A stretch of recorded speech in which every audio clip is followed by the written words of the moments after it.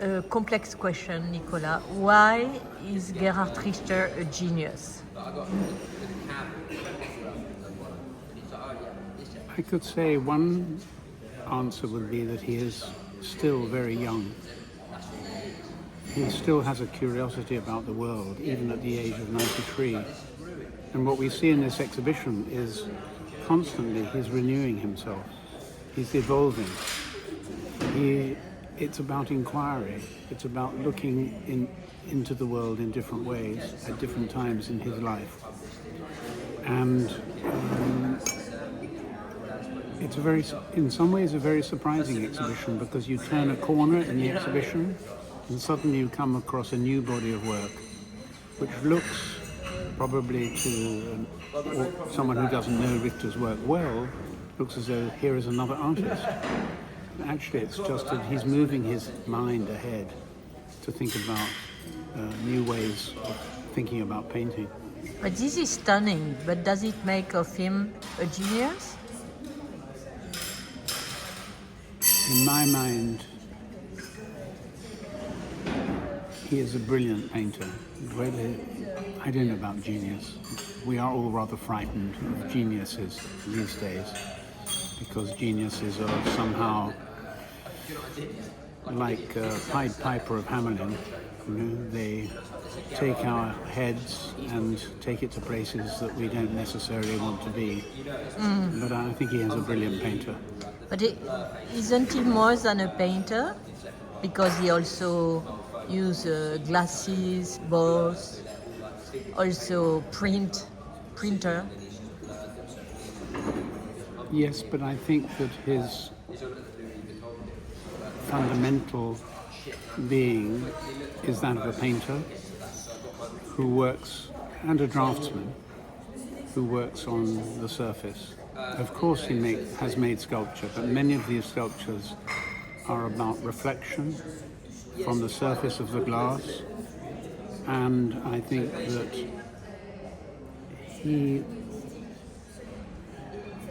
it's the flat surface which really intrigues him.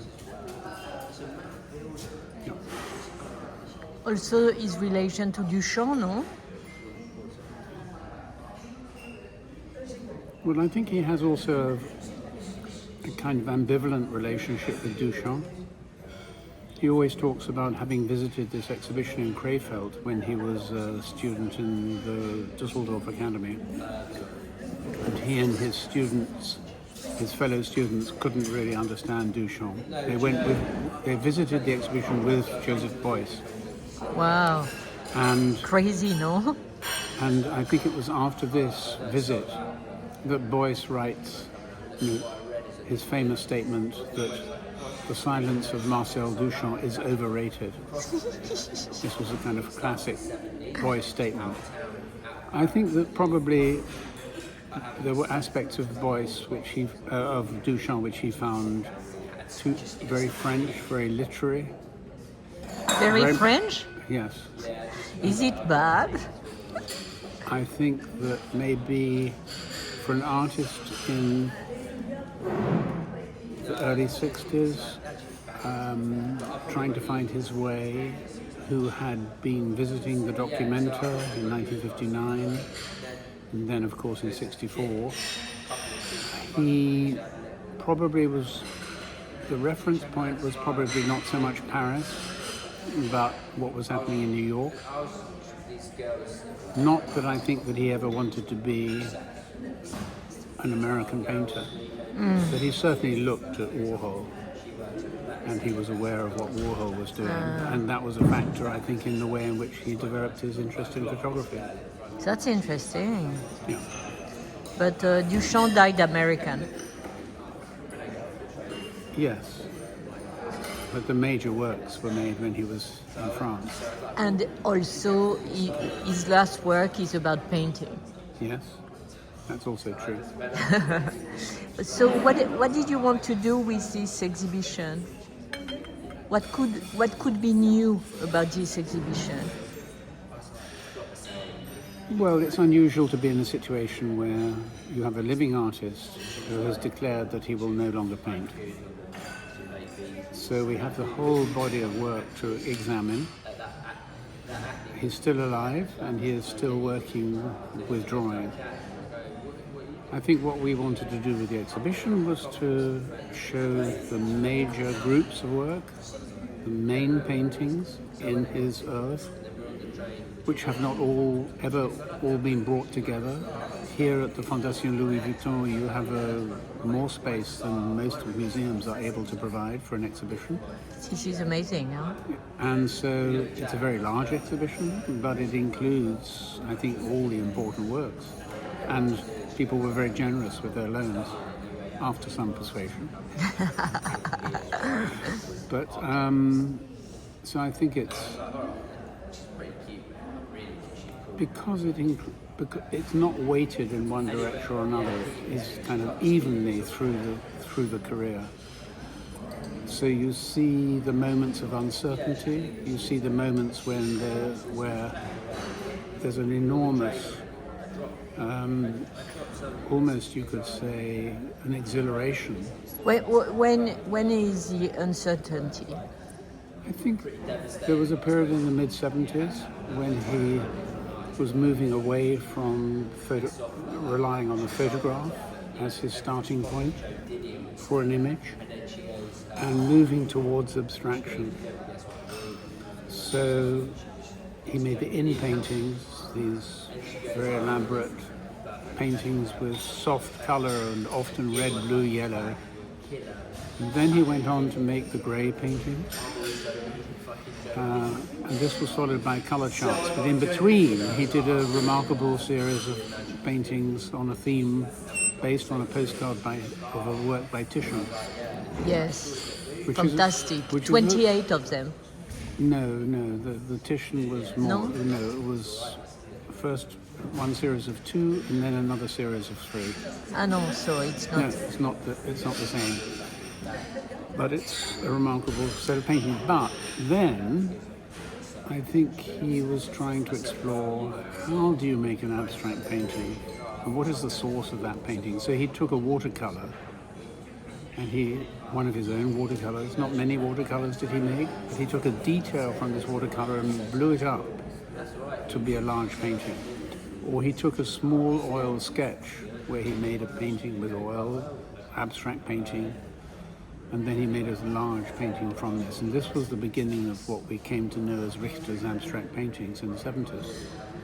And I think it was in this period, between roughly 75 and probably about 1979, 1980. It feels to me as though it's uncertain. And what can we say about his relation to German history, dramatic history, recent?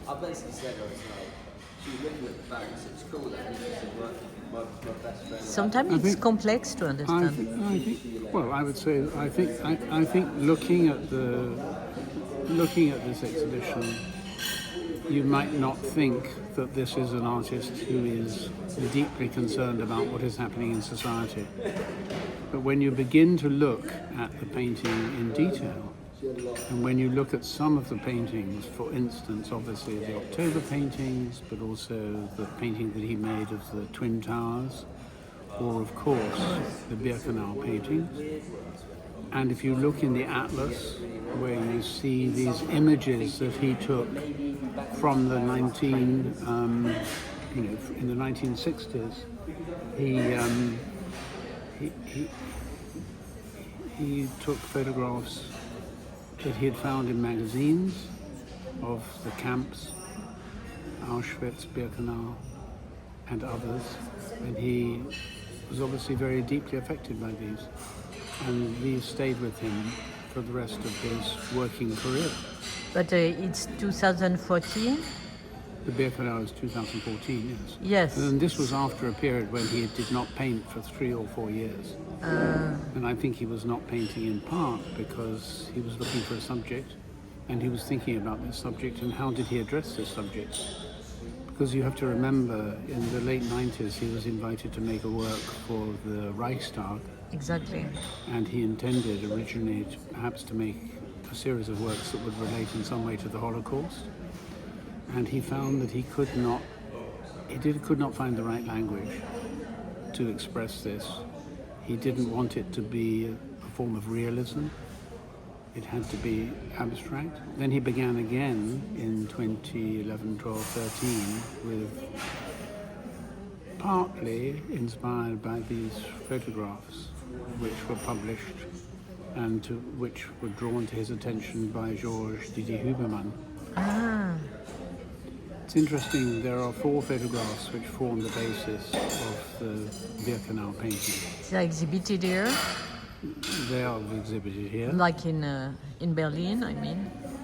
Not exactly as in Berlin. We put here they are separated, 1, 2, 3, 4. Okay. Each one single. Here they are 4 together, placed in a location which was agreed with Gerhard Richter. But these 4, one of them also appears in the atlas from the early 60s. So I don't think that he knew the other 3, but he did know this. He knew one. So I think when his attention was drawn to these images by Didi Huberman, I think suddenly it reminded him of this earlier work. And finally, why did he stop painting, you think?